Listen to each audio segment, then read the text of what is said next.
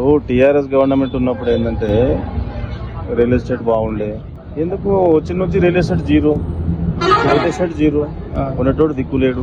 మన రేవంత్ రెడ్డి బాగానే కంపెనీ తీసుకొస్తున్నట్టుంది కదా. ఇక్కడ కంపెనీలే మొత్తం అబద్ధాలు, మొత్తం అన్ని అబద్ధాలు, మొత్తం చూడటం అట్లా. మొన్న చూడు 26వ తారీఖు నాడు టంగానే ఒక్కడికి రైతు బంధు పడకపోయా, తులం బంగారం అనే తులం బంగారం లేకపోయా.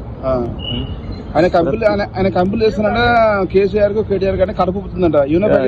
కడుపుతో గీదంతా ఎందుకు అవుతుంది మరి? ఒక్క మాట కూడా ఇప్పుడు ఆ రోజు కూడా ఇంతకు ముందు కూడా December 9వ డెడ్ లైన్ పెట్టింది కదా. తీసుకున్న వాళ్ళందరూ కూడా మళ్ళీ దన్మన తీసుకోండి తీసుకోండి తీసుకోండి అని రుణమాఫీ. ప్రతి విలేజ్ లో 50% కూడా రుణమాఫీ కాలేదు, అయింది మొత్తం అంటున్నాడు. కానీ ఏడైంది రుణమాఫీ? మొన్న ఇస్తానే మాట మార్చింది మళ్ళీ. ఏడన్నా అసలే లేదు.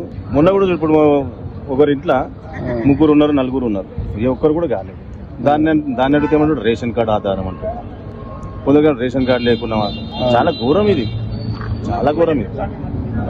ఎందుకంటే ఏ ఒక్కటి కూడా అమల్లో లేవు. 6 గ్యారంటీలు అన్నాడు, 6 గ్యారంటీలలో ఏ ఒక్కటి అమలు అయింది?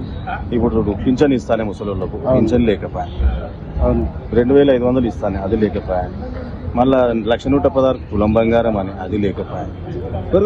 బంగారం తులం ఎక్కడ బంగారం? అదే కేసీఆర్ ఇస్తున్న 1,16 ఇస్తున్నాం. అవే సేమ్. ఏం లేదు, రైతు బంధు అంటే కేసీఆర్.